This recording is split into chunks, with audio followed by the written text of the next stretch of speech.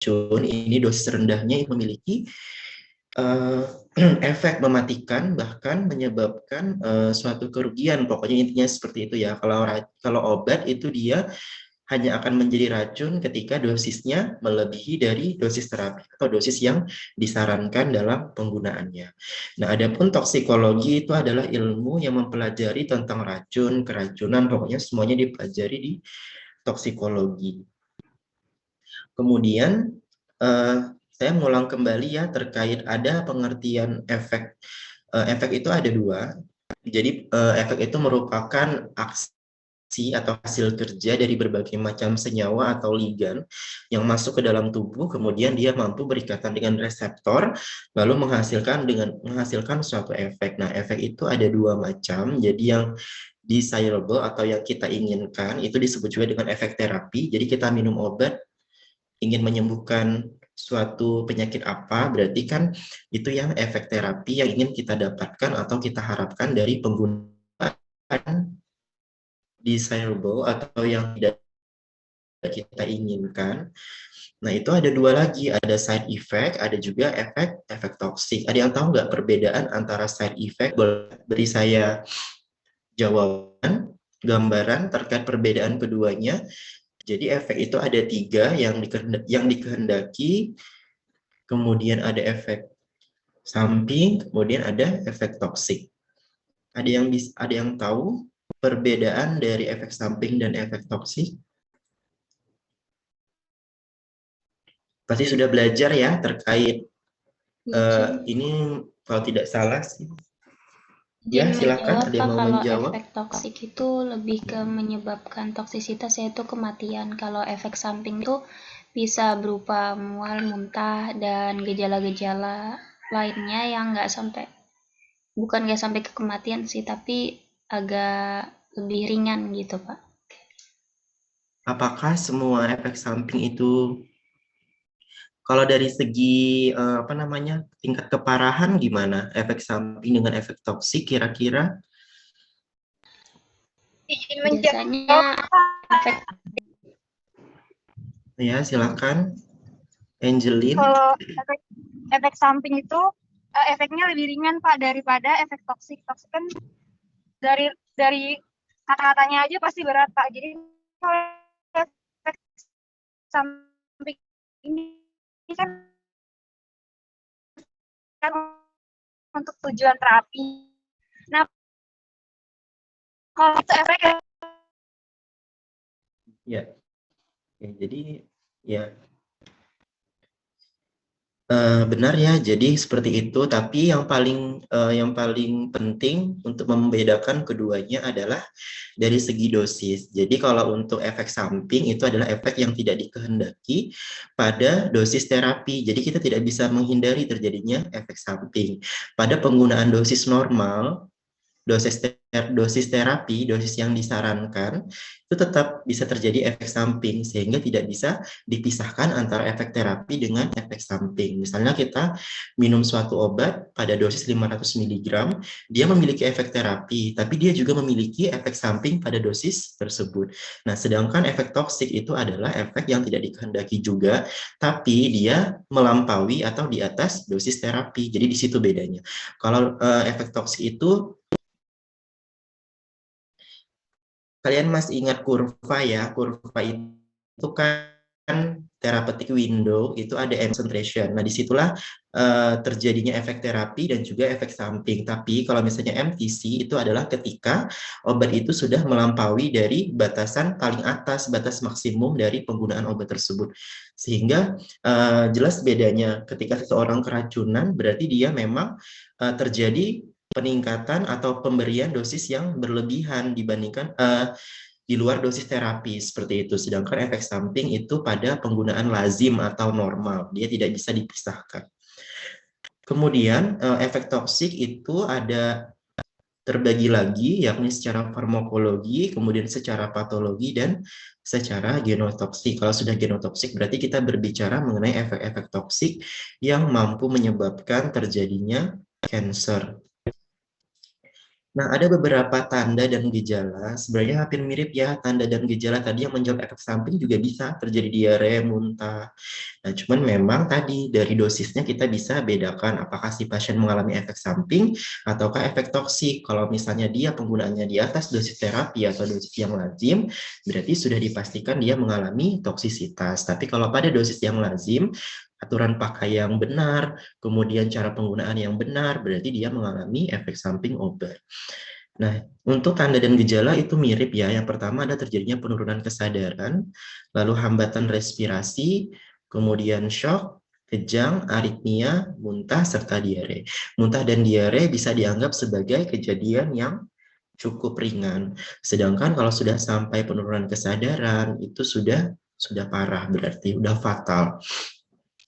Kemudian shock sendiri artinya apa? Ada yang tahu nggak shock? Shock itu bukan kayak kaget gitu ya, kayak semacam apa ya? Biasanya kan kita orang awam juga paham, misalnya saya shock mendengar hal itu, misalnya seperti itu kan. Tapi di sini lebih kepada tanda-tanda klinis, di mana shock itu adalah terjadi penurunan tekanan darah secara drastis sehingga seseorang itu kayak mengalami kolaps, kemudian apa namanya?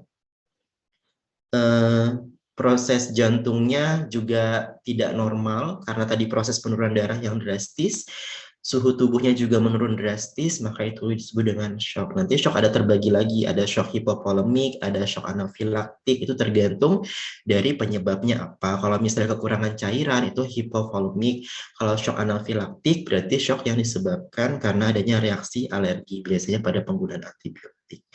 Kemudian bisa terjadi kejang, aritmia. Nah, ini semua disebabkan karena tadi si zat toksin tadi yang masuk ke dalam tubuh berinteraksi dengan berbagai macam organ-organ penting di dalam tubuh, mempengaruhi sistem syaraf pusat, berarti nanti akibatnya adalah penurunan kesadaran hingga menyebabkan hambatan respirasi, pokoknya saling berkaitan satu sama lain. Kemudian klasifikasi toksisitas itu bisa terbagi menjadi 4. Yang pertama adalah dari bagaimana cara terjadinya atau penyebabnya. Kemudian yang kedua adalah mula waktu terjadinya. Yang ketiga adalah organ yang terdampak. Dan yang keempat adalah jenis bahan yang menyebabkan toksisitas. Yang pertama berdasarkan dari cara terjadinya itu ada 4. Yang pertama adalah self-poisoning. Jadi artinya seseorang itu menggunakan obat atau racun tanpa dia ketidaktahuan seperti itu. Ada 4, yang pertama itu self-poisoning, kemudian ada attempt suicide, yang kedua itu berarti dia sengaja ya menggunakan. Kalau yang self-poisoning ini dia kayak semacam dia menggunakan obat tapi dia tidak tahu kalau dia menggunakan dosisnya berapa semua. Jadi akhirnya dia menggunakan dalam pengetahuannya sendiri yang pada akhirnya terjadilah toksisitas itu. Karena misalnya kelebihan dosis atau frekuensi yang berlebih semuanya itu menyebabkan terjadinya yang pertama ini. Kemudian yang kedua itu adalah suicide, artinya dia dengan sengaja menggunakan suatu toksikan untuk bunuh diri atau untuk ya pokoknya dengan tujuan yang memang dia pengen terjadi keracunan itu, seperti itu. Kemudian yang ketiga, accidental poisoning, berarti dia memberikan kepada orang lain tapi secara tidak sengaja. Dan yang terakhir, homicidal poisoning, ini adalah kasus-kasus pembunuhan yang dimana seseorang itu dengan sengaja memberikan racun karena adanya pengen membunuh orang tersebut. Kemudian yang kedua, berdasarkan mula waktu terjadinya terbagi menjadi akut dan kronis. Ada yang bisa jelaskan apa yang dimaksud dengan akut dan kronis?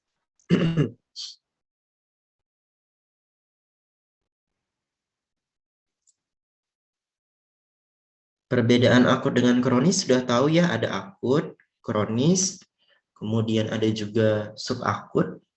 Sudah pernah dengar istilahnya pasti. Pernah Pak, izin menjawab Pak, kalau akut itu penyakit yang muncul dengan tiba-tiba, sementara kalau yang kronis itu penyakit yang sudah bertahan lama. Gitu Pak, terima kasih. Iya, oke. Jadi kalau perbedaannya akut dan kronis itu dari sisi waktu. Kalau akut itu terjadi onset terjadinya suatu penyakit, suatu gangguan ataupun suatu toksisitas itu dalam waktu kurang dari 24 jam. Jadi dia dalam sehari dia sudah bisa menyebabkan terjadinya tanda-tanda toksisitas. Sedangkan kalau kronis itu dia butuh jangka waktu yang lama 6 bulan hingga tahunan. Ada juga istilahnya subakut. Subakut itu tengah-tengah, jadi antara termasuk kronis. Nah, contohnya apa? Kalau keracunan akut itu biasanya yang secara tiba-tiba, misalnya langsung terjadi mual muntah, shock tadi, kemudian penurunan kesadaran. Tapi kalau kronis ini lebih digolongkan kepada toksin-toksin yang menyebabkan terjadinya karsinogenik. Jadi misalnya penggunaan benzoapiren atau apa itu yang menyebabkan pembentukan terjadinya kanker dalam jangka waktu yang lama. Jadi tidak pada hari itu, tapi setelah bertahun-tahun kemudian baru nampak terjadinya berbagai macam toksisitas. Dari segi organ yang terdampak, yaitu tadi kita punya beberapa macam organ, itu semua bisa terdampak toksisitas seperti saraf pusat, hati, ginjal, dan jantung. Cuman yang paling parah kalau terkait toksik adalah hati, dikarenakan proses metabolisme berbagai macam xenobiotik, baik itu obat yang bermanfaatkah atau yang toksika, semuanya itu adalah fungsi dari kerja hati atau hepar. Kemudian selanjutnya ada jenis bahan. Jenis bahan itu ada golongan alkohol fenol, ada logam berat ataupun organoklorin, dan lain-lain. Bisa tanaman, bisa makanan, ataupun bisa senyawa kimia tertentu. Baik, kemudian kita lanjutkan. Nah, di sini ada beberapa substansi yang seringkali menyebabkan terjadinya keracunan pada manusia. Jadi yang pertama, yang paling tinggi itu adalah keracunan analgesik ya. Analgesik itu adalah obat penahan nyeri, di mana kasusnya mencapai 11,3%. Kemudian yang kedua itu ada produk-produk perawatan diri 7,7%. Kemudian perawatan kebersihan 7,7, sama ya antara personal care product sama cleaning. Kemudian yang keempat itu ada obat-obatan sedatif hipnotik dan antipsikotik sekitar 5,9, dan terakhir itu ada pestisida. Oh, ini ada mainan juga 3,9. Nah, jadi kemudian itu ya tadi yang paling ini ada beberapa 6 golongan obat yang seringkali menyebabkan kefatalan pada manusia. Hipnotik sedatif, kardiovaskular drug, acetaminophen, opioid, kebanyakan itu obat-obatan yang langsung menyerang pada sistem syaraf pusat atau SSP. Oke, kemudian LD50, ada yang pernah dengar? Bisa jelaskan lagi LD50 apa? Masih ingat ada LD50, ada ya. Untuk LD50 atau lethal dosis 50 ini maksudnya dalam pengujian dia konsentrasi berapa yang bisa mematikan 50% dari jumlah hewan coba. Kalau IC50 apa? LD50, IC50, IC50 ya. LD50 berarti lethal dose 50 ya. Artinya suatu dosis di mana dosis tersebut menyebabkan kematian 50% dari total hewan uji yang digunakan. Kalau IC50, inhibition concentration 50. Jadi artinya dia konsentrasi yang menyebabkan 50% penghambatan pada aktivitas tertentu. Ada juga efektif dose ya, istilahnya seperti itu. Nah, ini ada beberapa nilai LD50 dari berbagai macam bahan kimia. Jadi misalnya etanol atau etil alkohol. LD50-nya 10.000 mg per kilogram. Kemudian glikosat, sodium klorida, berarti NaCl juga ya. Ya, NaCl itu lethal dose-nya 4.000 mg per kilogram. Bisa hitung sendiri, berarti penggunaan pada manusia, misalnya dengan berat badan 70 kilo ya, orang normal berarti berapa tuh? 280.000 miligram atau 280 kilo baru bisa menyebabkan lethal dose, makanya dianggap aman. Nah, yang berbahaya itu adalah yang ini, yang ke bawah, dari fenobarbital Pikrotoksin cuma 5 mg per kilogram. Berarti dia kalau orang berat badannya 70 kilo, berarti 70 kali 5, 350 mg itu sudah bisa menyebabkan kematian. Cukup banyak. Yang paling kecil adalah botulinum toksin, toksin yang menyebabkan terjadinya botulinisme pada seseorang. Itu 0,0001, berarti sangat kecil sekali ya, makanya dia adalah toksin yang sangat berbahaya. Berarti sekitar gak nyampe 1 mg, 1 mikrogram mungkin ya, atau kurang lebih kecil lagi, itu sudah bisa menyebabkan kematian pada manusia. Jadi tetrodotoksin ini kalau nggak salah yang pada ini ya, pada ikan buntal itu ya, 0,1 mg per kilogram. Tubokurarin ini pada racun panah. Suku-suku tertentu menggunakan tubokurarin. Nikotin pada rokok juga ternyata memiliki lethal dose yang cukup rendah, 1 mg per kilogram berat badan. Oke, saya lanjutkan. Gimana sih mekanisme terjadinya toksisitas? Jadi toksisitas itu dapat terjadi melalui masuknya toksin tadi pada berbagai macam rute. Bisa secara inhalasi. Inhalasi artinya dia masuk melalui saluran pernafasan, biasanya untuk racun-racun yang bersifat gas, yang mudah dihirup. Ingestion berarti dia secara ditelan masuk melalui saluran pencernaan, itu contohnya obat-obatan atau yang secara sengaja termakan atau tidak sengaja. Kemudian injection berarti dia disuntikan, baik itu subkutan, intradermal, bahkan intravena. Kemudian kalau dermal berarti dia melalui kulit. Ada beberapa zat yang bisa menyerap dengan baik melalui pori-pori kulit. Nah, keempat cara ini adalah cara masuknya toksin ke dalam tubuh. Kemudian, nah ini tadi, jadi ada beberapa tahapan toksikan, kemudian mengalami proses penghantaran melalui 2 cara. Setelah melalui penghantaran masuk ke dalam tubuh, tadi ada 4 rute ya, inhalasi, ingesti, injection, dan dermal. Kemudian itu dia bisa berinteraksi dengan target molekul, atau dia bisa mengganggu lingkungan biologis di dalam tubuh. Sehingga menyebabkan terjadinya disfungsi seluler, hingga menyebabkan terjadinya kegagalan dalam proses repair dan adaptasi. Kedua hal ini menyebabkan terjadinya toksisitas. Jadi setelah dia masuk ke dalam tubuh, kemudian dia bisa berinteraksi dengan berbagai macam target molekul di dalam tubuh, atau dia hanya mengganggu sistem fisiologis, kemudian kedua-duanya bisa menyebabkan terjadinya kerusakan atau disfungsi sel. Nah, sebenarnya mekanisme tubuh kita ketika sel itu rusak, itu kita memiliki kemampuan untuk repair atau beradaptasi atau memperbaiki. Tapi ketika itu gagal, maka itulah yang bisa menyebabkan berbagai macam toksisitas. Ini tadi ya, yang pertama delivery dulu, dia mengalami proses ADME. Jadi sama, ketika kita belajar toksisitas, kita juga belajar farmakokinetik seperti itu, tapi istilahnya adalah toksikokinetik. Kalau pada obat kita farmakokinetik, karena obat itu yang diharapkan efeknya. Kalau misalnya pada racun kita belajar dengan istilah toksikokinetik. Jadi bagaimana nasib racun tadi di dalam tubuh, dia juga sama-sama seperti obat mengalami proses ADME, absorption, distribution, metabolism, dan excretion. Kemudian yang kedua dia berinteraksi dengan organ target.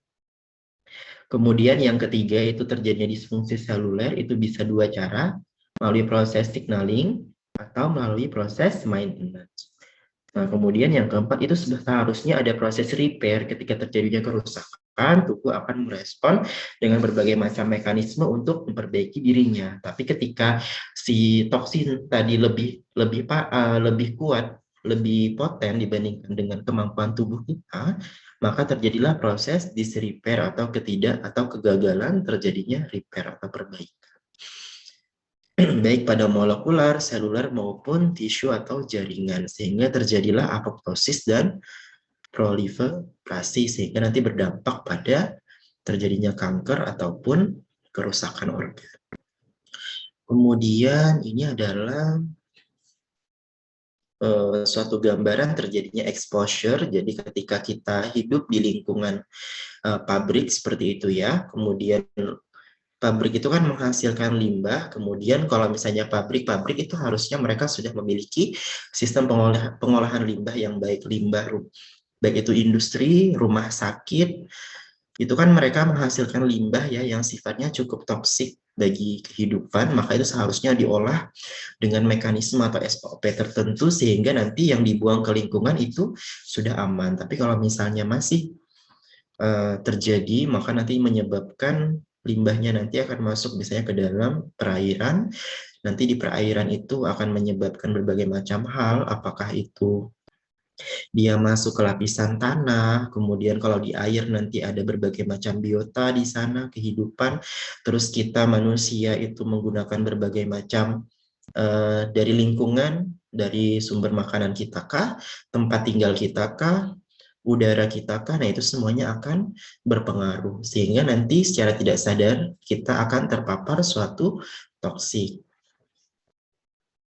Nah, dia bisa terdeposisi pada persawahan misalnya, terus kita makan padi, makan nasi, maksudnya seperti itu, nanti juga akan terdeposit pada tubuh manusia.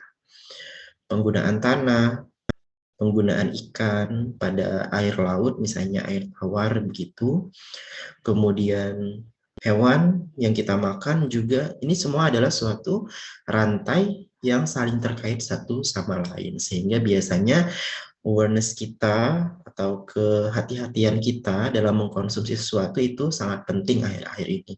Apalagi misalnya beberapa orang atau pabrik itu sekarang udah seringkali mereka mengabaikan adanya AMDAL, dampak lingkungan itu seringkali terjadi di jangka yang akan datang.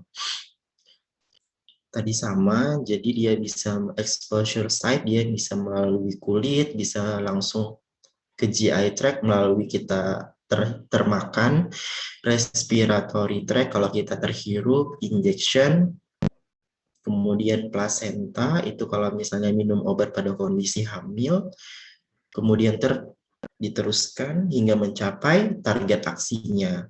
Target molekulnya itu bisa pada protein, bisa pada lipid, bahkan bisa pada asam nukleat. Makanya nanti akan terdampak atau terjadinya mutasi-mutasi gen yang bisa menyebabkan kanker atau karsinoma.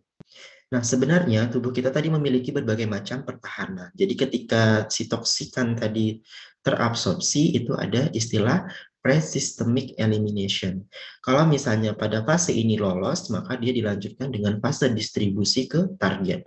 Di fase di distribusi ini juga ada proses pertahanan kita dengan cara mengeluarkan toksin tadi dari target.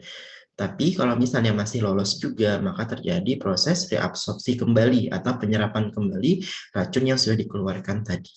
Lalu ada proses ekskresi. Tapi kalau misalnya ekskresi tidak berhasil juga, maka itulah yang disebut dengan toksisitas, toxification. Maka kita perlu proses detoksifikasi secara personal atau secara harus dilakukan detoksifikasi dengan usaha tambahan, tidak bisa memanfaatkan kinerja tubuh kita sendiri untuk menghalangi ini. Tapi kalau lolos juga, maka terjadilah berbagai macam proses sampai menuju target aksinya dari toksin tadi. Gimana sih penanganan pada keracunan atau intoksikasi? Yang pertama adalah kita harus memastikan A, B, C, D, E. Jadi yang A itu airway, jadi jalan saluran napasnya kita harus sebisa mungkin pasien itu lega. Jadi yang pertama misalnya kita harus bawa pasien ke tempat atau lokasi yang tidak banyak kerumunan. Nah, akan mempengaruhi proses udara di sana. Kemudian breathing-nya. Gimana nafasnya baik atau tidak. Kalau misalnya tidak baik, kita harus berikan oksigenasi, kita tambah dengan ventilasi. Misalnya dia harus dibawa ke ruangan terbuka, kemudian pakaian yang ketat kita harus longgarkan, kemudian gimana sirkulasi darahnya. Kita harus maintenance perfusi darahnya, kemudian cek saluran nafas tadi sudah ya, kemudian disability, apakah ada terjadinya disfungsi atau tadi ketidaksadaran pada pasien, maka itu nanti harus dicek dari sisi oksigennya maka kita harus berikan oksigen, kemudian berikan dextrose kalau misalnya level glukosanya sangat turun. Tadi kalau misalnya pada kondisi shock tadi tekanan darah turun, glukosa turun, maka kita harus berikan berbagai macam pengobatan yang sifatnya emergensi. Kemudian exposure, kita harus pastikan pasien ini telah terpapar apa dari berbagai macam tanda-tanda atau toksidrom. Nah, ada beberapa toksidrom yang umum, misalnya obat-obatan yang simptomimetik, maka itu contohnya adalah kokain, amfetamin. Dia akan mengalami peningkatan heart rate, kemudian blood pressure-nya akan meningkat, kemudian respiratory rate-nya normal, temperaturnya akan meningkat, kemudian pupil size-nya juga akan membesar atau midriasis. Kemudian pasien akan mengalami tremor. Kemudian kalau misalnya obat-obatan antikolinergik, pasien akan mengalami delirium yang tanda-tandanya hampir sama. Pasien hanya obat-obatan golongan benzodiazepin dan barbiturat, maka pasien akan menunjukkan beberapa tanda seperti koma, kemudian heart rate-nya normal, tapi tekanan darahnya turun, respiratory rate-nya juga turun, temperaturnya normal, pupil size-nya normal. Kalau keracunan salisilat, contohnya aspirin, analgesik, maka itu pasien akan seperti kebingungan, kemudian heart rate-nya tinggi, tekanan darahnya normal, respiratory rate-nya tinggi, temperaturnya juga tinggi. Nah, ini ada beberapa tanda-tanda umum untuk sebagai gambaran awal. Kira-kira si pasien ini terkena keracunan apa gitu kan? Nanti kalau misalnya setelah kita tahu, maka kita nanti akan mudah dalam memilihkan antidotum atau anti racunnya. Jadi prinsipnya itu ada 3. Yang pertama kita pastikan dulu ABCD tadi ya, kemudian setelah itu kita dekontaminasi, artinya kita sebisa mungkin mengeluarkan racun dari tubuh pasien. Kalau misalnya pasien itu sudah terlanjur menelan, kita berikan dia induksi mual muntah. Kemudian kalau misalnya pokoknya sebisa mungkin bagaimana kita menghalangi racun itu di dalam tubuh. Kemudian yang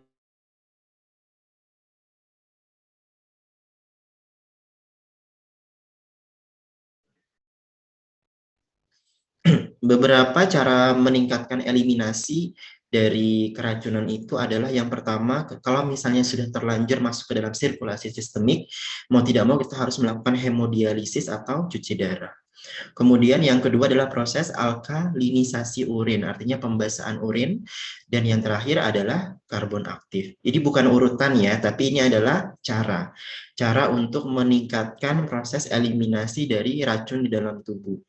Bisa dengan cara hemodialisis, bisa dengan cara alkalinisasi urin, dan bisa juga dengan cara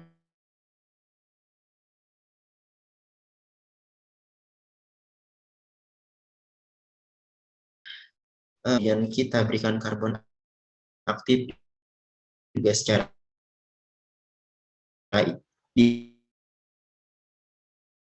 biasanya sering. Makanya pada orang diare itu bisa diberikan norit karena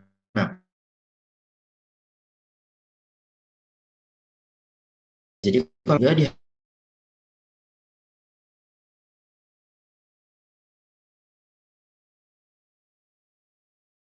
alamiah ya itu contoh dalam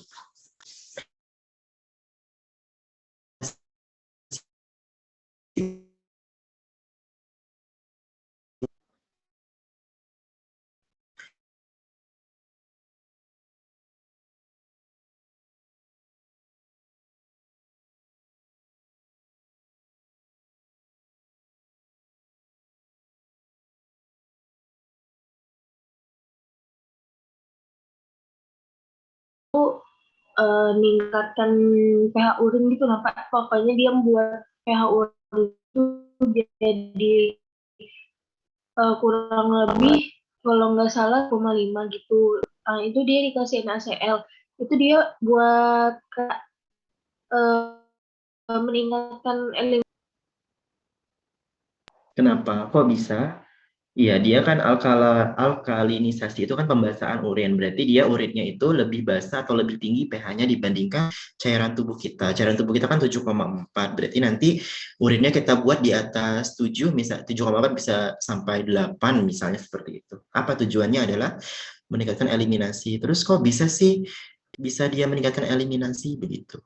Pernah belajar kan ya di proses apa ya ini ya? Ekskresi eliminasi obat kalau tidak salah itu dijelaskan mengenai alkalinisasi urin.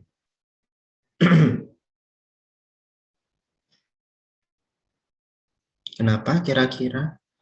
Kalian masih ingat pengaruh pH terhadap molekul? Kalau misalnya molekulnya sifatnya asam, terus ketemu pH asam juga, apa yang terjadi? Terus kalau misalnya molekulnya asam, ketemu pH basa, apa yang terjadi? Itu prinsipnya di situ.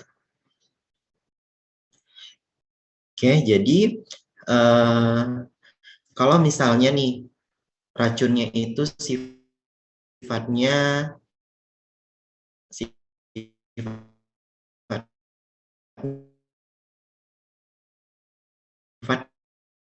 dari racun yang sifatnya asam atau basa. Karena hal ini berpengaruh juga dengan prosesnya nanti. Kalau misalnya sifat racunnya itu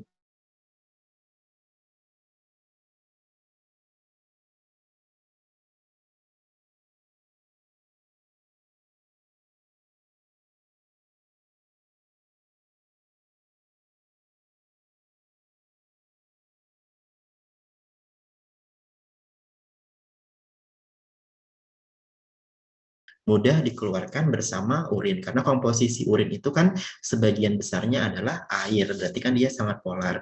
Sebaliknya, kalau misalnya suatu molekul yang sifatnya asam, terus ketemu dengan lingkungan yang sifatnya asam juga, maka tidak akan terjadi proses eliminasi, dikarenakan di sana tidak ada yang namanya proses ionisasi. Berarti dia tetap dalam bentuk molekulnya, sehingga prosesnya sama saja, tidak ada proses percepatan eliminasi, bahkan cenderung direabsorpsi kembali. Begitu.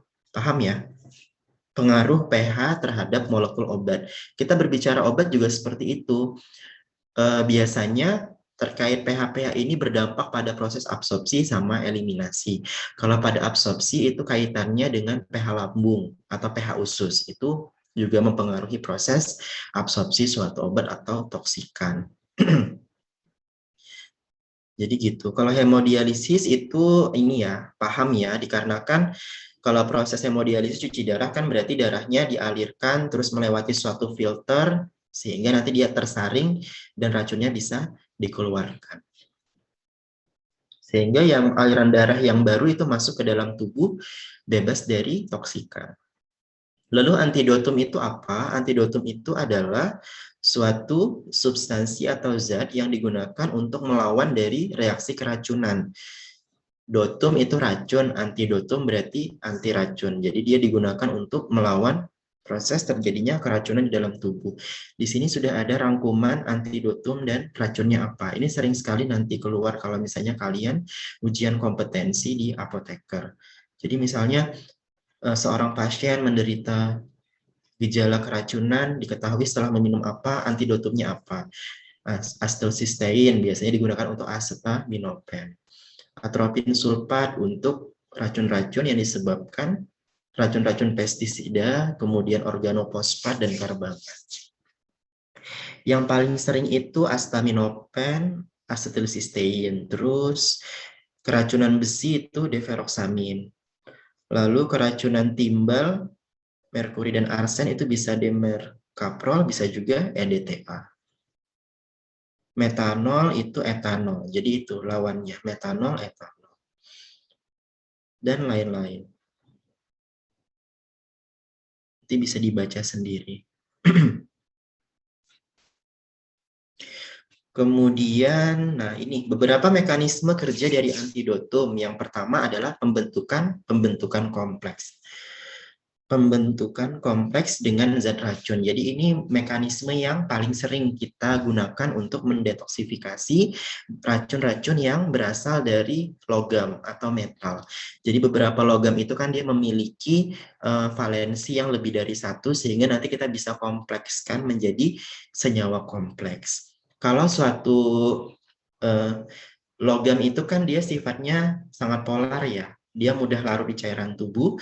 Kemudian kalau kita komplekskan dengan suatu bahan, suatu pengkelat, maka dia akan terbentuk suatu molekul yang sifatnya lebih besar.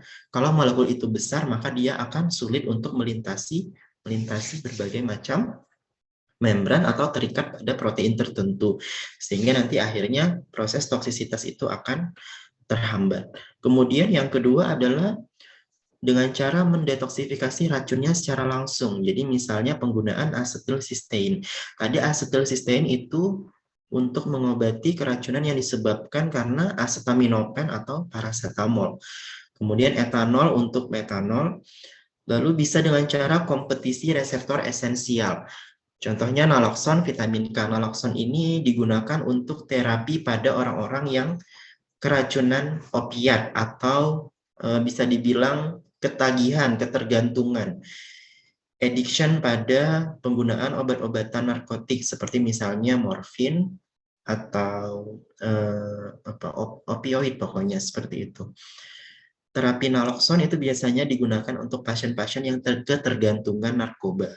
Caranya seperti apa? Dia melalui kompetisi reseptor esensial. Jadi si naloxon ini memiliki struktur yang mirip dengan opiat, sehingga dia bisa berinteraksi dengan reseptor opiat juga. Kan kalau pada orang yang ketagihan narkoba, itu kan dia harus menggunakan narkoba secara terus-menerus, dikarenakan reseptornya harus terikat pada si opiat tadi.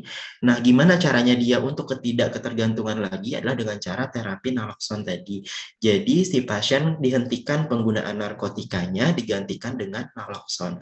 Naloxon itu adalah suatu zat yang molekul atau strukturnya itu sama persis, hampir mirip dengan molekul opiat. Jadi, dia bisa menggantikan, sehingga nanti reseptornya tetap akan tidak menghindarkan terjadinya withdrawal atau sakau pada orang-orang yang ketergantungan.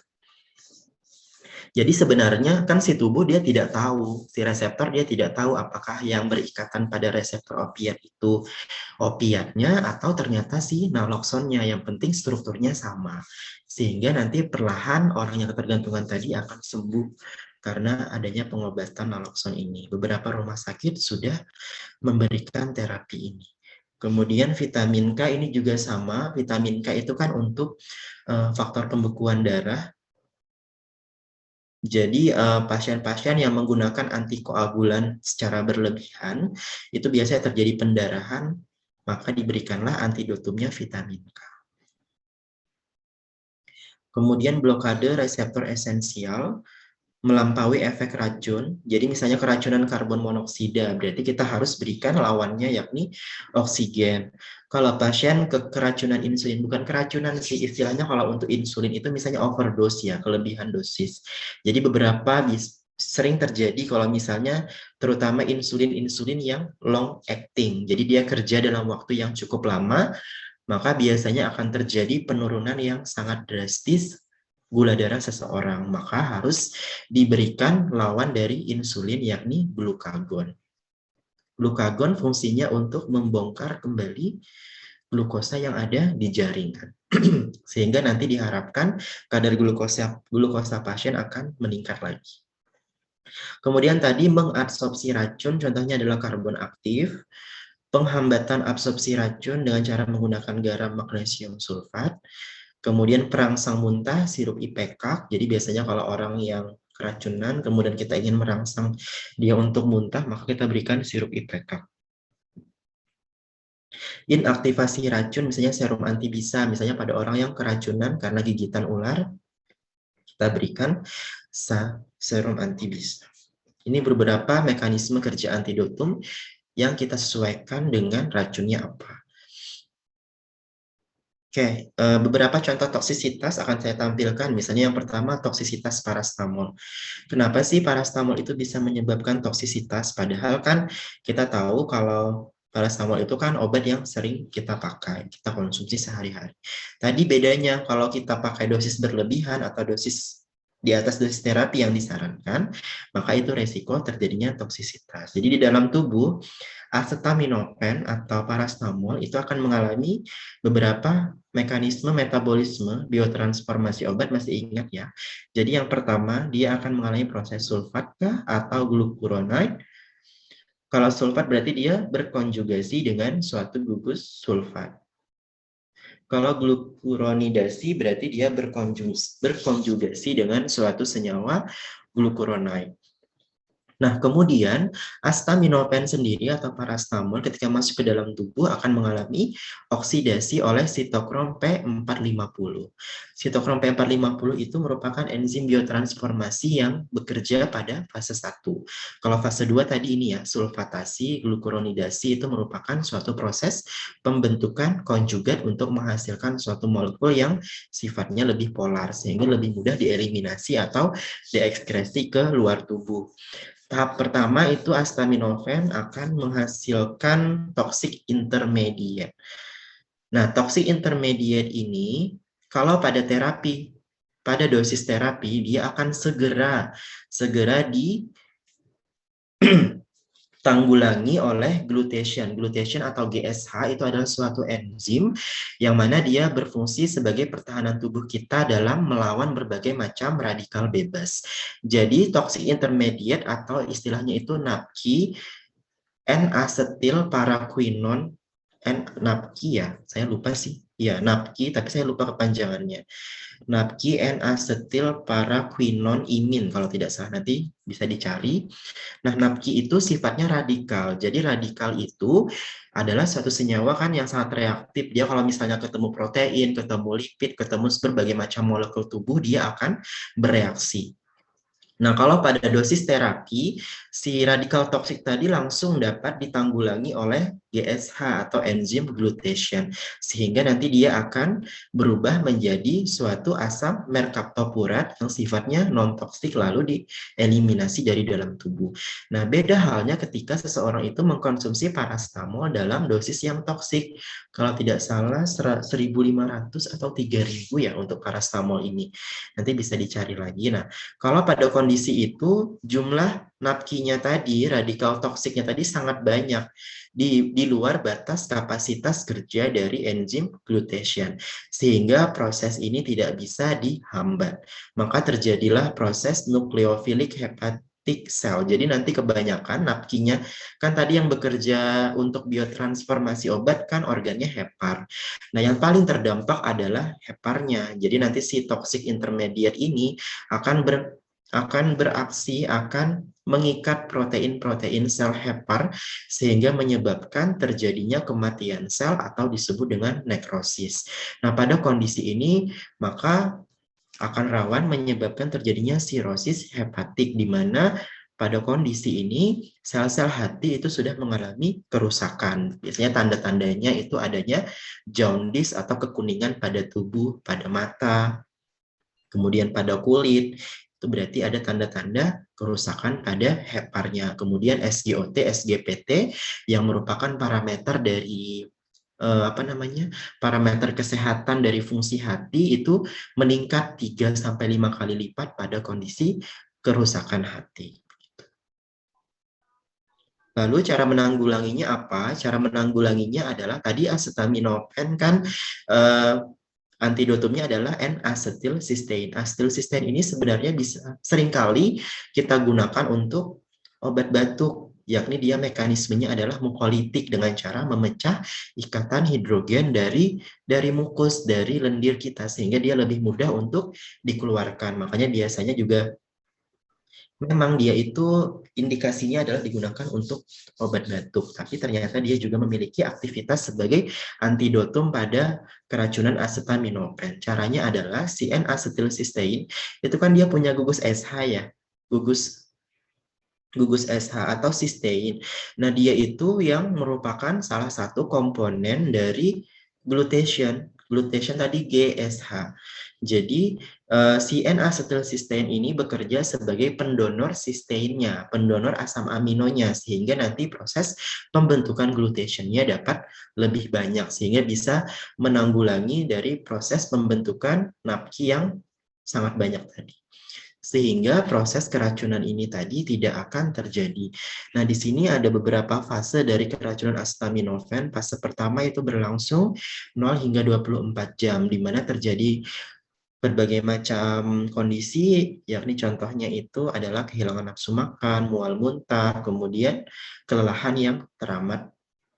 Kemudian fase 2 itu berlangsung 24 hingga 72 jam, itu mulai merasakan sakit atau nyeri pada perut, kemudian peningkatan enzim hati tadi, SGOT, SGPT, kemudian fase 3 itu sudah mulai nampak jaundice, kekuningan, karena tadi kerusakan pada hepar, nekrosis, sudah mulai rusak hatinya, sudah mati,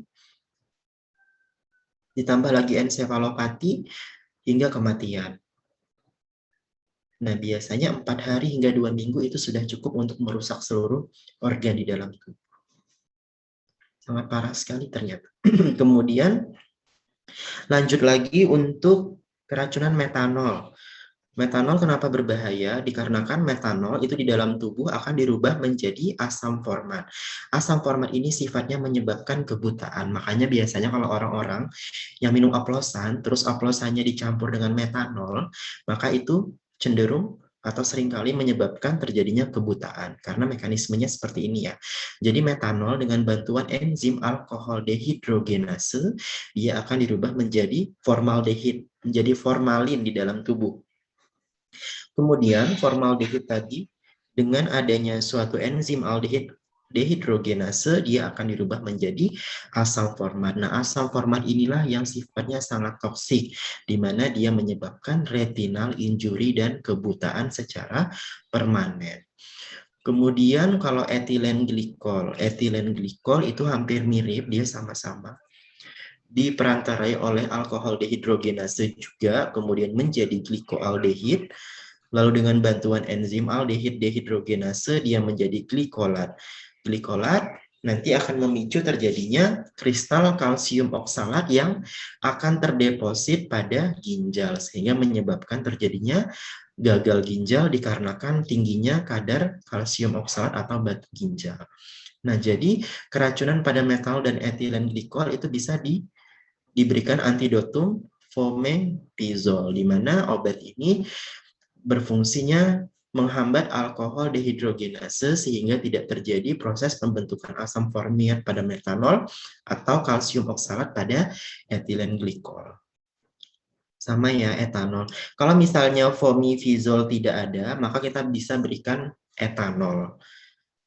Etanol untuk keracunan metanol ataupun etilen glikol seperti itu. Karena etanol itu dia tidak dirubah menjadi senyawa toksik. Etanol itu di dalam tubuh dia sama-sama di alkohol dehidrogenase tapi dia menjadi asetaldehid lalu dipecah menjadi karbon dioksida dan air sehingga kan dia tidak beracun ya, beda dengan metanol maupun etilen glikol.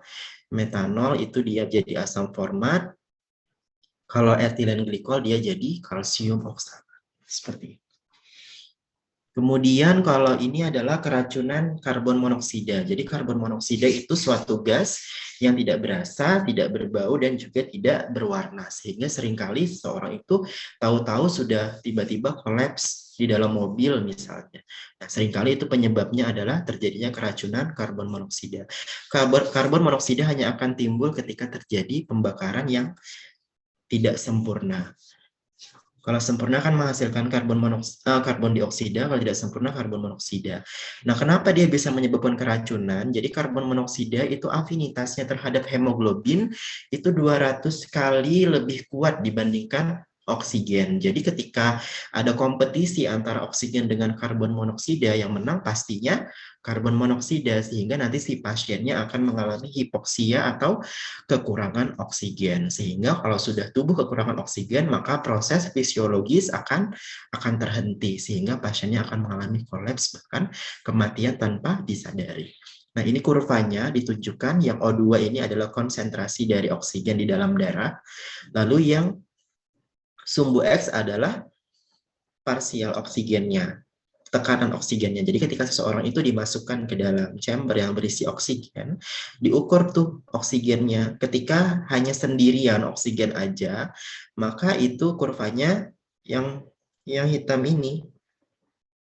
Jadi dia maksimal menyerap oksigen di dalam darah. Tapi ketika ditambahkan dengan 50% karbon monoksida, maka 50% juga karbon monoksida itu terikat pada hemoglobin, sehingga dia mengurangi separuh dari kadar maksimal oksigen di dalam darah. Terapinya apa? Terapinya adalah hiperbarik oksigen. Jadi pasien itu diberikan tekanan oksigen yang tinggi.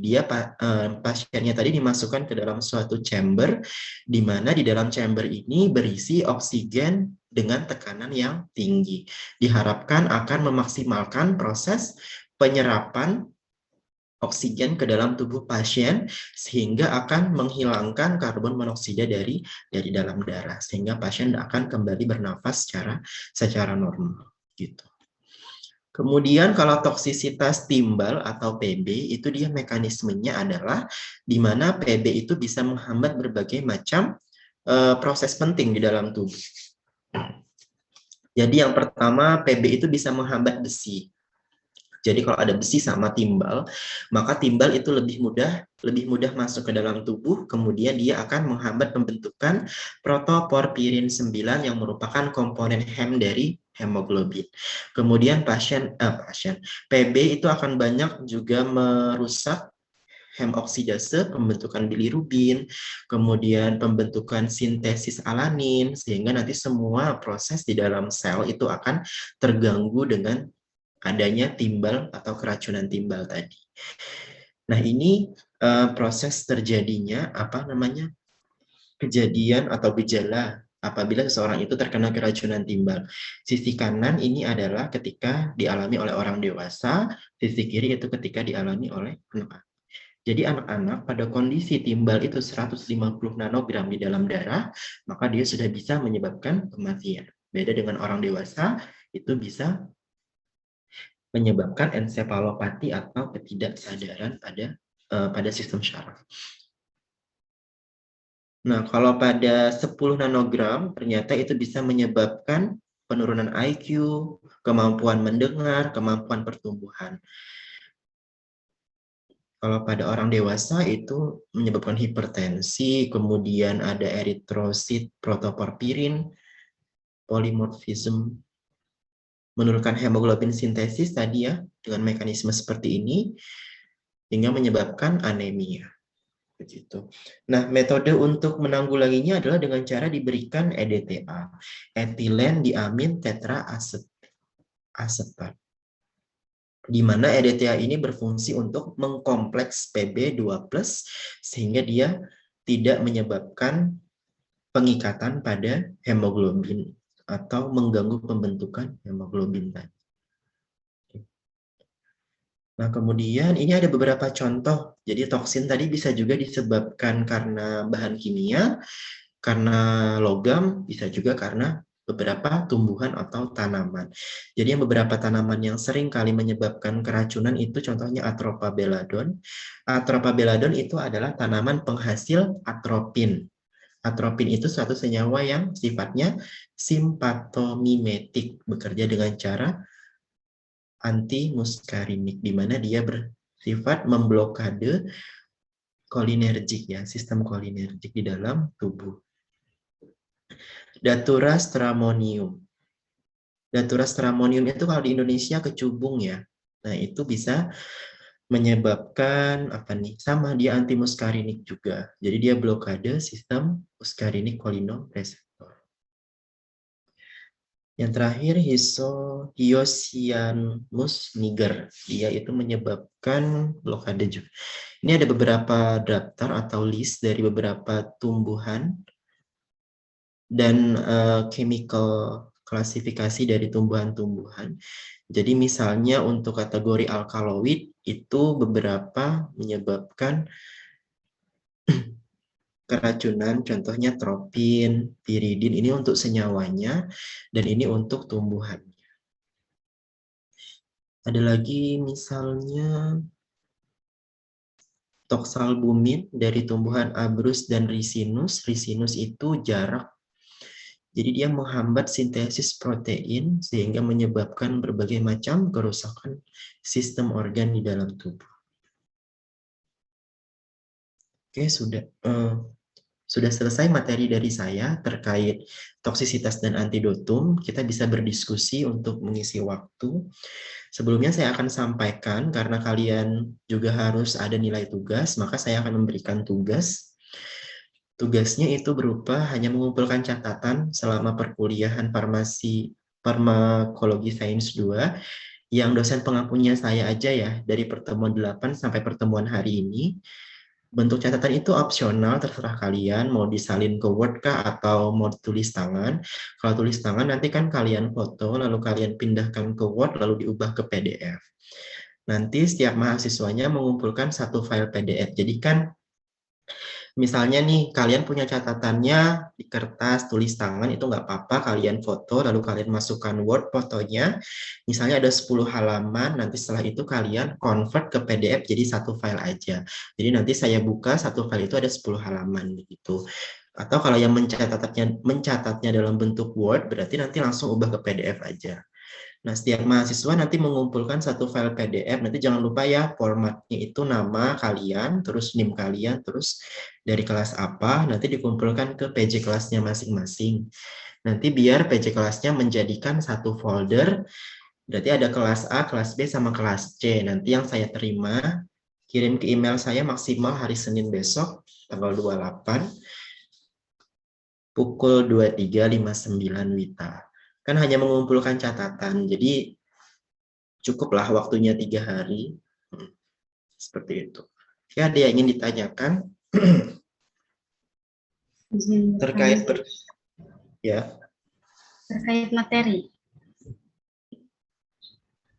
Kan tadi untuk daftar-daftar antidotum tadi kan ada toksiknya apa, terus itu antidotumnya apa. Itu kan beda-beda, Pak.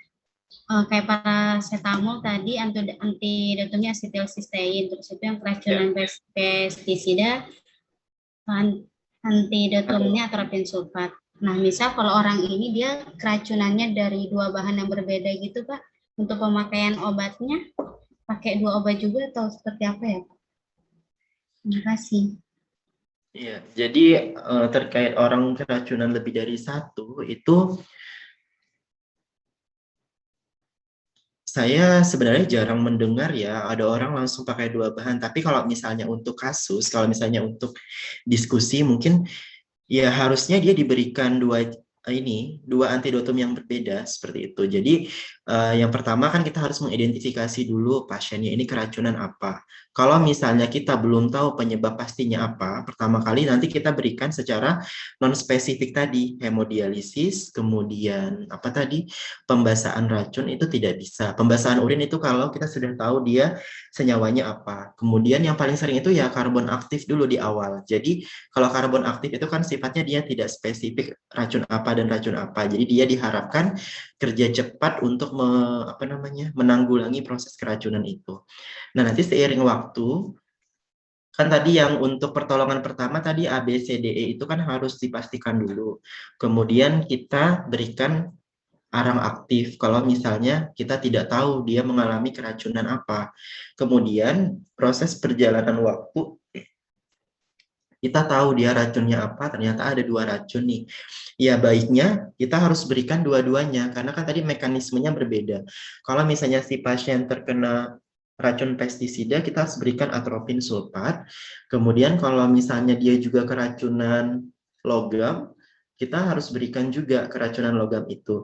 Cuman nanti kita harus assessment lagi, kita harus nilai kira-kira yang mana dari dua bahan itu yang kerjanya atau aksinya lebih cepat atau paling cepat. Misalnya kalau pestisida dibanding logam, menurut kalian parah mana? Kalau menurut saya parah yang pestisida, karena dia bekerja langsung pada sistem syaraf. Makanya kita harus tanggulangi atau kita harus cegah dulu itu keracunan yang pertama. Berarti kita berikan atropin dulu. Setelah itu baru kita berikan untuk logamnya, karena logam itu sifatnya dia kronis ya, cukup lama dia baru menimbulkan efek dibandingkan dengan kayak pestisida, kayak orang keracunan baygon kan dia onsetnya akut tuh. Obat-obat pestisida, kemudian keracunan obat itu sifatnya akut. Tapi kalau timbal atau racun yang sifatnya dari logam itu kebanyakan kronis. Ya, jadi seperti itu mungkin. Cuman secara realnya saya belum pernah nemu orang keracunan dua hal yang berbeda. Seperti itu. Ada lagi yang didiskusikan? Boleh dari materi hari ini atau materi sebelum-sebelumnya yang sudah pernah kita bahas dari pertemuan 8 sampai pertemuan ke-14. Tugasnya jangan lupa ya, nanti dikumpulkan hari Senin ke email saya secara soft. Bapak saya izin bertanya Pak. Iya. Itu kan tadi ada Pak yang di atas, yang paling pertama tadi itu yang masalah efek itu kan dia ada yang desirable sama undesirable. Nah kalau yang undesirable itu yang deleterious itu maksudnya tuh yang undesirable itu kan dia kayak misalnya di atas dosis pemakaian gitu kan Pak. Itu tuh sama dengan overdosis gitu Kak Pak atau gimana, atau itu salah satunya? Oke, jadi terkait efek itu tadi ada yang ini ya, ini yang tidak diinginkan. Tidak diinginkan itu ada dua, yang ini yang bisa dihilangkan atau non deleterious itu artinya dia tidak bisa atau tidak bisa dihindari. Karena tadi kan efek samping itu dia terjadi pada dosis terapi kan. Nah, sedangkan yang dosis toksik itu adalah efek toksik itu adalah yang efek yang bisa kita hindari atau bisa kita hilangkan dari obatnya. Ini terjadi pada pemakaian dosis berlebih atau disebut dengan overdose tadi. Ya benar. Jadi efek toksik itu karena dosis yang berlebih. Paham nggak sih perbedaan efek samping dengan efek toksik? Paham ya? Atau ada yang masih kurang? Gimana Nintra? Paham, paham. Coba konfirmasi ulang gimana? Coba jelaskan ini. Kalau efek itu dia ada dua, ada yang diinginkan, ada yang dia nggak diinginkan. Kalau misalnya kayak yang diinginkan itu dia memberikan efek yang kita tuju gitu kan Pak. Kalau yang diinginkan tuh kayak efek samping sama toxic effect. Nah kalau efek samping itu dia kayak dalam penggunaan batas normal dia tetap menimbulkan efek samping, kayak misalnya mual-muntah gitu. Terus kalau toxic effect itu dia di atas dosis, terus dia menimbulkan efek gitu Pak, efek serius gitu. Iya. Kalau serius atau tidak, dua-duanya itu bisa serius. Tapi yang membedakan itu tadi, dosisnya saja. Kalau misalnya efek samping itu terjadi pada dosis terapi atau dosis normal penggunaan. Kalau efek toksik itu terjadi pada dosis toksik, pada dosis berlebih di atas dosis terapi yang dianjurkan. Itu aja sih intinya. Oke, ada lagi yang ingin ditanyakan? Saya Pak. Ya. Pak, saya izin bertanya. Tadi kan yang di cara meningkatkan eliminasi itu ada yang dengan hemodialisis ya Pak. Nah, hemodialisis ini itu untuk penderita yang maksudnya yang dia tuh keracunan pada penderita gagal ginjal atau bisa juga pada orang yang ginjalnya normal gitu Pak. Terima kasih. Ya, jadi hemodialisis itu prinsipnya adalah untuk menghilangkan toksin pada darah. Jadi bisa dilakukan pada orang yang sehat atau normal ginjalnya. Kalau pada orang yang tidak sehat, gini, kalau pada orang, apa sih tujuan orang gagal ginjal melakukan hemodialisis? Ada yang tahu nggak? Orang gagal ginjal kok dihemodialisis gitu kan? Pada gagal ginjal yang end stage atau level terakhir, itu dia selalu cuci darah. Kenapa? Harus paham dulu prinsip itu. Mohon izin jawab Pak. Untuk penggunaan hemodialisis ini dikarenakan fungsi ginjal sudah tidak dapat berfungsi dengan baik Pak untuk pemfilteran darah seperti. Iya benar. Jadi orang-orang dengan kondisi gagal ginjal kronik atau end stage itu melakukan hemodialisa atau cuci darah itu karena menggantikan fungsi ginjalnya dia. Jadi ginjal itu fungsinya apa? Dia merupakan organ ekskresi atau eliminasi di dalam tubuh. Orang-orang yang terkena gagal ginjal itu mengalami penurunan atau bahkan tidak berfungsi dengan normal lagi ginjalnya. Sehingga sedangkan si pasien itu selalu makan, selalu minum, berarti ada sesuatu atau nutrisi yang masuk, dia minum obat juga, maka harus dikeluarkan dari dalam darah. Sedangkan ginjalnya tidak berfungsi lagi, makanya dilakukanlah proses hemodialisa untuk mengeluarkan atau memfilter, menyaring racun-racun yang ada di dalam darah dia. Jadi prinsipnya sama. Nah, begitupun kalau kita orang normal terus keracunan. Kalau kita kan fungsi ginjalnya baik aja, tapi pada kondisi keracunan itu sistem ginjal itu tidak mumpuni untuk membuang racun dengan cepat. Tadi kan proses hemodialisa itu dilakukan untuk mempercepat proses eliminasi toksin di dalam tubuh, sehingga kita perlu bantu dengan adanya proses hemodialisa tadi, sehingga nanti sama pada akhirnya juga akan menghasilkan darah yang terfilter. Gitu. Jadi jawabannya adalah hemodialisa pada kondisi keracunan itu bisa dilakukan pada pasien yang normal.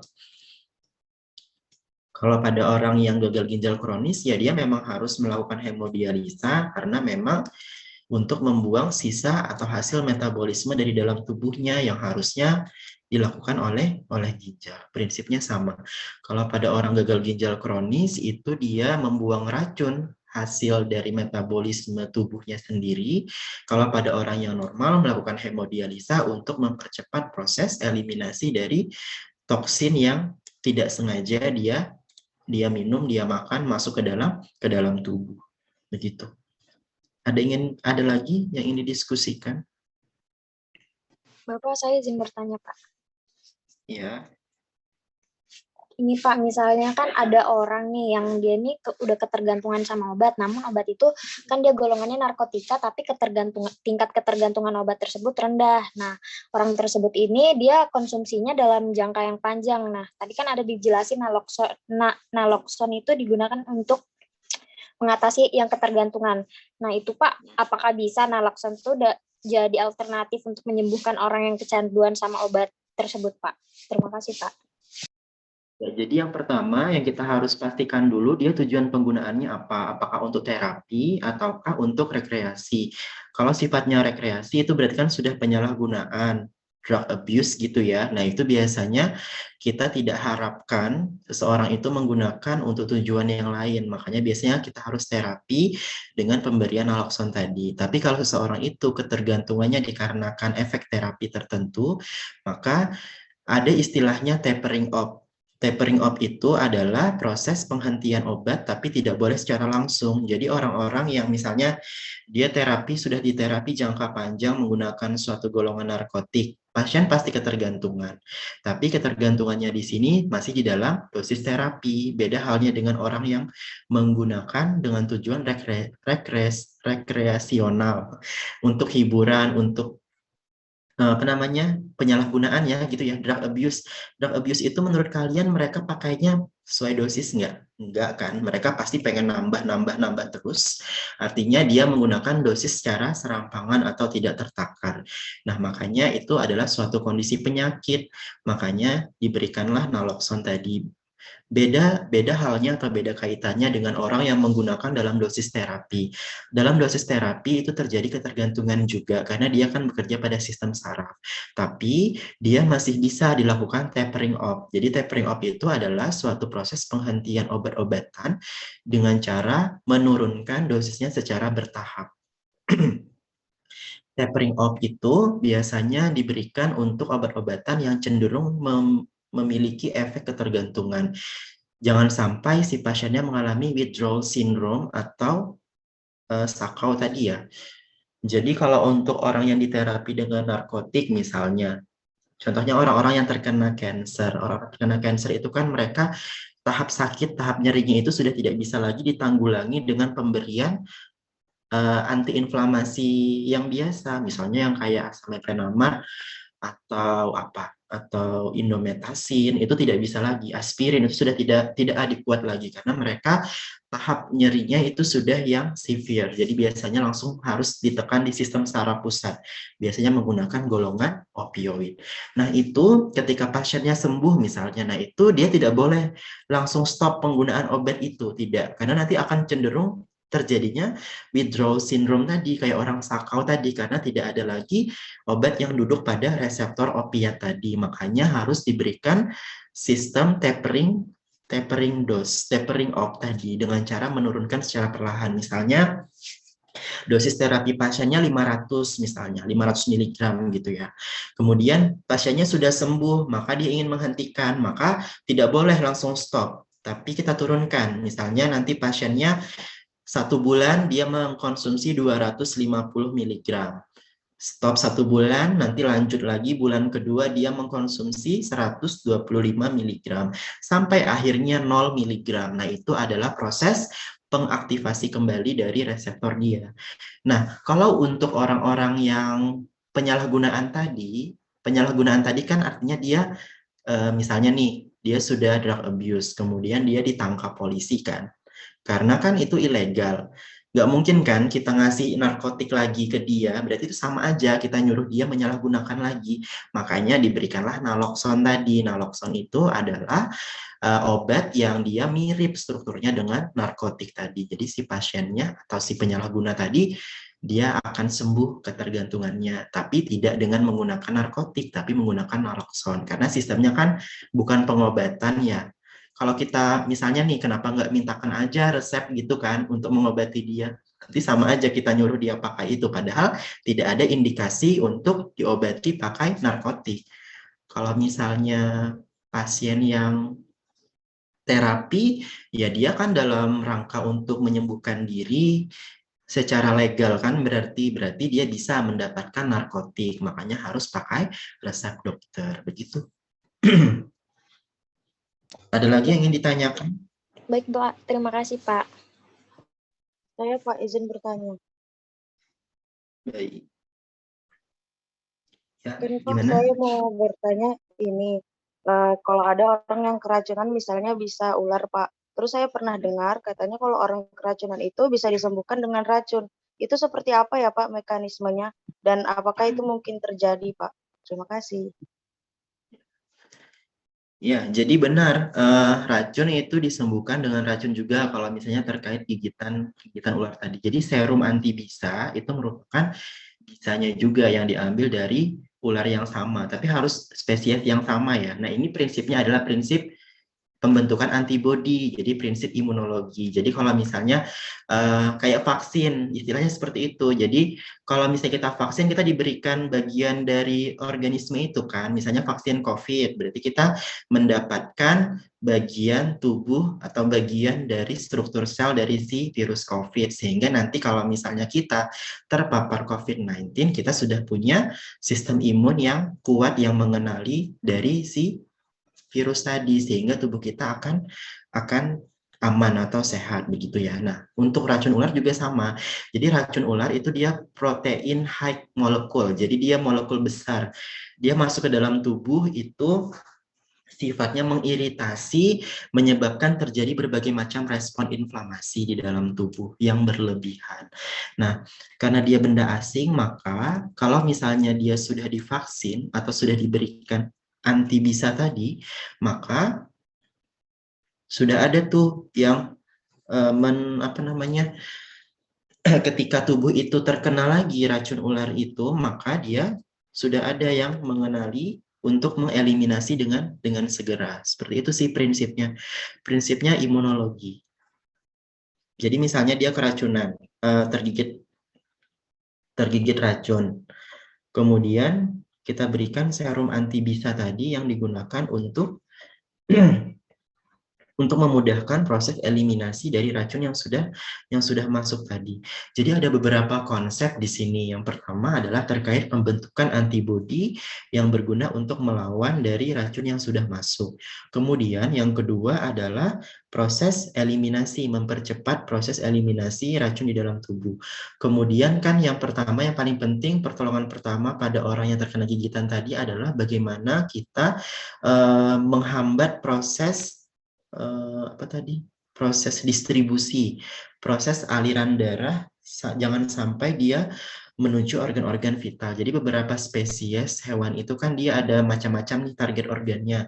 Kalau racun ular itu kalau tidak salah dia menuju organ jantung. Sehingga nanti akan menyebabkan cardiac arrest atau kematian secara tiba-tiba karena berhentinya denyut jantung tadi. Begitu. Baik, Pak. Terima kasih. Pak, izin bertanya lagi boleh tidak, Pak? Ya. Kan saya punya kenalan, Pak. Dia itu didiagnosis kemarin itu terkena racun dari obat semprot. Tapi di situ, Pak, organ dalamnya dia sudah rusak. Apakah jika misalnya organ dalam tersebut kan rusaknya udah parah. Kalau sebelum organ dalamnya itu rusak parah, apakah bisa disembuhkan, Pak? Karena Obat semprot kemarin itu telat kurang penanganan, Pak.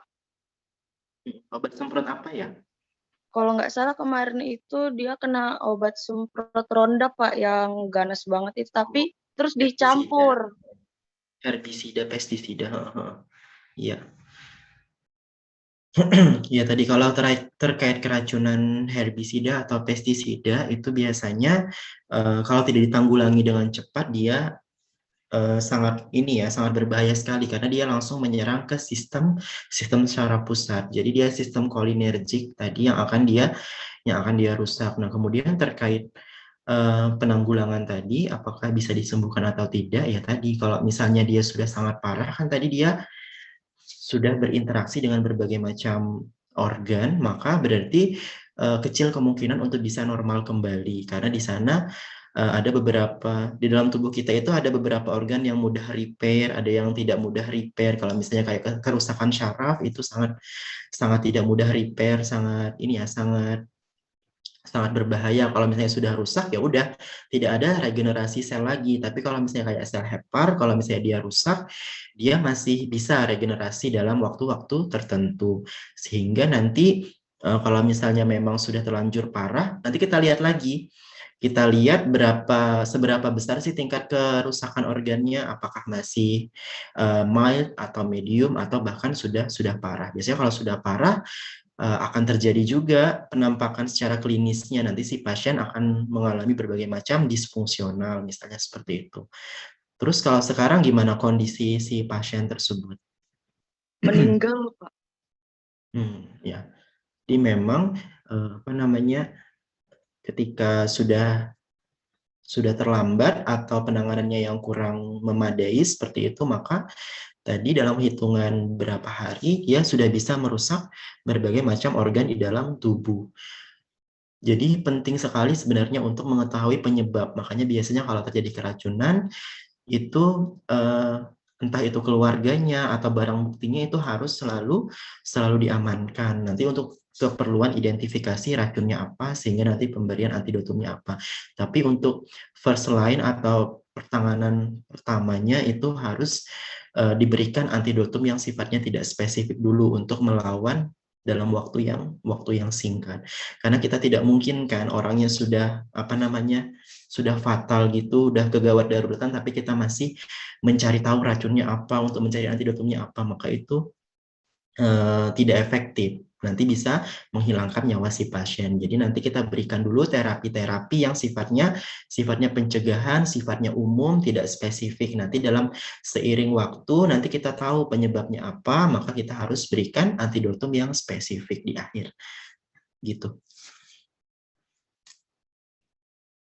Baik, Pak. Terima kasih. Ya, ada lagi yang ingin bertanya?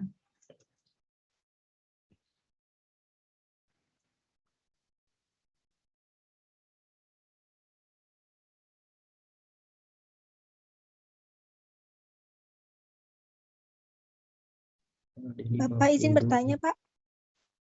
Ya, silakan. Tadi kan ada disebutkan tentang kalau nggak salah mainan itu juga termasuk benda toksik gitu kan. Nah, itu mainan yang seperti apa ya, Pak? Apa materialnya gitu atau karena kontak dengan mulut atau yang seperti apa ya, Pak? Terima kasih. Iya, betul. Jadi mainan itu yang seringkali menyebabkan, nanti cek ya, saya lupa, kalau nggak salah bisphenol A. Jadi bisphenol A itu adalah komposisi mainan yang sifatnya toksik. Makanya biasanya kalau kita beli mainan itu ada tulisannya, misalnya free BPA, free apa. Jadi memang kalau untuk mainan itu keracunannya disebabkan karena komposisi bahan yang mereka gunakan untuk membuat mainan itu. Jadi kalau anak kecil, biasanya kan yang mainan anak kecil itu kan mereka kan tidak safe ya mainnya, bisa di mulut, bisa ke mulut. Nah itu nanti bisa menyebabkan tertelannya bisphenol A tadi. Nah bisphenol A itu kalau tidak salah, seingat saya itu dia sifatnya karsinogenik. Jadi beberapa produk itu sudah mendeklarasikan dia pre-BPA, terutama untuk digunakan pada balita, misalnya tempat makan, terus botol susu, wadah minum, termasuk mainan juga itu harus pre-BPA. Jadi kalau misalnya kalau misalnya konsumen itu sudah membaca label itu, maka mereka akan lebih aware atau lebih aman gitu. Kalau misalnya orang awam kan kurang paham juga, misalnya apa sih BPA, kadang kan mereka cuma disingkat aja BPA, bisphenol A. Jadi toksisitas terkait keracunan itu sering terjadi pada anak-anak dikarenakan kandungan dari bahan mainan yang mereka gunakan, terus kan anak-anak itu mainnya dimakan, misalnya dimasuk ke mulut gitu, karena itu sangat berbahaya. Begitu. Baik, Pak. Terima kasih. Ada lagi yang ingin ditanyakan? Bapak, saya izin bertanya. Silakan. Ya, jadi kan kalau misalnya nih dalam kasus keracunan makanan atau overdosis obat atau yang misalnya kayak lewat jalur injection tadi, kan nggak semua orang tuh punya ilmu tentang obat atau ketersediaan obat tersebut, jadi lebih memilih ke pengobatan yang menggunakan kayak bahan-bahan atau produk-produk yang umum dia jumpai atau ada umum di sekitarnya. Nah, saya tuh sering dengar kalau misalnya dalam kasus tadi itu saya tuh sering dengar kalau susu beruang atau air kelapa itu bisa dibuat sebagai penolong darurat kalau misalnya ada kasus-kasus seperti itu. Nah, hal tersebut apakah memang benar bisa dan bagaimana mekanismenya sih Pak, kalau apakah penolong darurat tersebut memang dapat memberikan efek? Terima kasih. Ya, jadi memang kalau kita di masyarakat umum, di masyarakat awam itu biasanya mereka, ya benar. Jadi antidotum itu tadi hanya diberikan ketika pasien sudah berada di pelayanan kesehatan ya, baik itu di puskesmas, mereka yang sudah diberikan pengetahuan terkait obat-obatan untuk antidotumnya apa. Nah, tapi kalau misalnya pada kita orang awam biasanya ya benar. Saya juga sering kali dengar misalnya minum air kelapa atau pakai susu beruang. Susu beruang saya bukan ini ya, bukan bukan iklan. Jadi memang susu itu dia memiliki kandungan protein yang tinggi. Nah, jadi protein itu sifatnya mampu mengkompleks berbagai macam senyawa di dalam tubuh. Kan ada tuh protein. Protein itu jadi mereka memiliki manfaat atau memiliki sifat seperti itu. Yang pertama, kalau misalnya susu itu dia kaya akan protein. Protein itu dia mampu memiliki sifat-sifat anti racun dengan cara mengkompleks dari racunnya tadi. Jadi misalnya orang itu terkena keracunan makanan itu kan ada. Sebenarnya kalau keracunan makanan itu bukan makanannya, tapi apa yang ada di dalam makanan itu. Entah itu dia ada toksin bakteri, atau ada logam berat, atau sengaja bahan kimia tertentu yang bisa menyebabkan terjadinya keracunan. Karena makanan itu dari sifat zatnya dia bukan racun. Ya kan seperti itu ya. Atau misalnya makanan yang basi, itu kan karena kandungan bakterinya yang banyak. Nah, kenapa susu bisa mengobati? Karena yang pertama tadi sifat proteinnya yang tinggi, maka dia bisa mengkompleks toksin-toksin yang ada di dalam racun atau makanan tersebut. Kemudian kenapa air kelapa juga bisa? Air kelapa itu kaya akan berbagai macam elektrolit atau kandungan ion-ion tertentu, termasuk ion-ion yang bervalensi tinggi. Jadi dulu di farmasi sini ada pernah mahasiswa yang melakukan penelitian efek antidotum dari air kelapa. Cuman waktu itu saya kurang membaca hasil penelitiannya seperti apa. Itu penelitian lama sih, tahun 2010. Waktu itu saya juga masih menjadi mahasiswa di sini. Terus saya dengar kakak kelas ada yang melakukan penelitian air kelapa sebagai antidotum. Nah, cuman saya tidak mengikuti mereka ngujinya kemana, ke manusia kah? Tapi nggak mungkin ya ke manusia dikasih racun terus langsung dikasih air kelapa. Kelihatannya sih pada hewan coba. Nanti saya coba kembali buka itu apa. Kalau sepengetahuan saya mekanismenya seperti itu. Jadi kalau susu itu karena kandungan proteinnya yang tinggi, kemudian kalau untuk air kelapa itu karena adanya berbagai macam logam-logam penting seperti natrium, magnesium, kalium, kemudian ada yaitu beberapa logam-logam yang juga bisa memiliki aktivitas untuk mengkompleks dari senyawa racun yang masuk ke dalam tubuh. Kalau untuk susu itu pastikan susu yang tinggi proteinnya, yang high protein seperti itu. Kemudian kalau air kelapa itu ada beberapa yang menyebutkan kalau air kelapa yang tua mungkin ya itu yang lebih bagus dibanding yang muda karena mungkin kandungan dari elektrolitnya tadi. Karena kan di kelapa itu setahu saya adanya lemak, kemudian adanya elektrolit, mungkin protein ada tapi sedikit seperti itu. Paling tinggi dia kadar elektrolitnya. Makanya biasanya air kelapa juga bisa digunakan untuk mengganti cairan tubuh yang hilang kan ya, seperti itu. Begitu. Atau kalian mau cari nanti jadi tugas.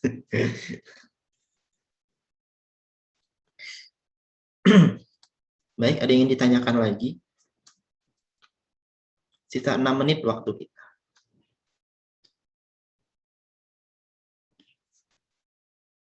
Oh ya, nanti tolong ya kalian diskusikan kapan kalian mau kuis, karena kan kita harus ada nilai kuis juga. Nanti kuisnya gabung saya dengan Bu Putri, nanti akan cari waktu yang sama, nanti kalian diskusikan. Kira-kira kapan kalian bisanya, nanti infokan ke saya atau ke Bu Putri terkait pelaksanaan kuis. Nanti kuisnya kami gabung saja, biar nanti nggak repot lagi cari waktu untuk saya dan untuk Bu Putri. Jadi nanti kami gabung di satu pertemuan, kapan kalian free-nya. Kalau kami sih dosen, nanti kita cocokkan waktunya. Kalau kalian kan tanggal 28 sudah mulai praktikum ya, nanti kalian cari waktunya kapan kita bisa kuis, nanti infokan ke saya. Nanti saya infokan ke Bu Putri. Ada yang ingin ditanyakan lagi enggak? Iya, silakan. Saya, Pak. Jadi kan saya itu pernah minum paracetamol, Pak, yang 500 mg 6 kali sehari, Pak. Terus tapi itu saya nggak timbul efek samping gitu, kayak mual muntah kayak biasa aja. Terus itu ada juga kan, Pak, kalau misalnya orang minum PCT dosis normal itu dia timbul efek samping kayak mungkin bengkak matanya kayak gitu. Ini apakah pengaruh mungkin alergi atau tidaknya terhadap obat PCT, atau memang PCT ini memang rentang dosis terapinya itu yang panjang, Pak? Seperti itu. Terima kasih, Pak. Jadi terkait yang ada orang yang minum PCT tadi terus muka-muka, itu berarti apa? Efek samping ya berarti. Berarti memang efek sampingnya seperti itu, dia tidak bisa menghindarkan kejadian itu. Nah, kalau terkait rentang dosis, iya, PCT itu dia memiliki rentang dosis. Saya lupa berapa dosis toksiknya, baru terlihat. Kalau nggak salah 3.000 sampai 5.000 gitu ya, saya lupa. Nanti bisa dicari lagi terkait dosis toksisitas pada terapi PCT, tapi memang dia memiliki range dosis yang cukup lebar, sehingga cukup aman kalau misalnya kelebihan. Harusnya misalnya PCT itu kan 3 kali sehari, berarti kan 1.500. Nah, kemudian diminum 2 kali lipat itu jadi sekian. Nah, tapi harus kita ingat lagi, beberapa faktor juga menentukan. Yang pertama, kondisi seseorang itu berbeda, berat badannya berbeda. Nah, orang yang minum PCT dengan dosis yang sama, namun beratnya berbeda, juga bisa memiliki pengaruh yang berbeda, dikarenakan posisi komposisi dari lipid, kemudian komposisi protein dalam tubuhnya itu berbeda. Kalau misalnya proteinnya banyak, meskipun dia dosisnya banyak, maka nanti resiko terjadinya toksisitas juga mungkin akan menurun dikarenakan adanya proses ikatan antara obat dengan protein tadi. Kan yang berefek hanya obat yang bebas saja ya, seperti itu. Kemudian terkait apa tadi? Yang Rajab tadi minum 6 kali sehari tapi nggak ada efeknya, cuma mual muntah. Nah, itu bisa terjadi salah satu tanda-tanda sudah. Mungkin itu Enggak, salah Pak. satu tanda yang bisa kenapa harus minum 6 kali. Itu yang jadi saya. Ya kemarin tuh kan panas kan Pak. Jadi diulang setiap 4 jam sekali. Jadi 24 jam jadi 6 kali. Jadi itu terapi simptomatik. Terapi simptomatik itu harus dikurangi jam tidur. Jadi nggak 24 berarti kan 24 kurang 8 berapa? Gitu. Nah, kemudian kalau untuk yang tadi ya terkait apakah efek samping, nanti kalian bisa cari tahu efek samping dari paracetamol itu apa, kemudian dosis toksiknya itu apa. Nggak usah dikumpul, tapi buat pengetahuan kalian saja. Soalnya saya lupa berapa dosis toksiknya dari paracetamol. Itu ada sih. Sekitar 4.000, 3.000 gitu seingat saya. Mungkin bisa lebih.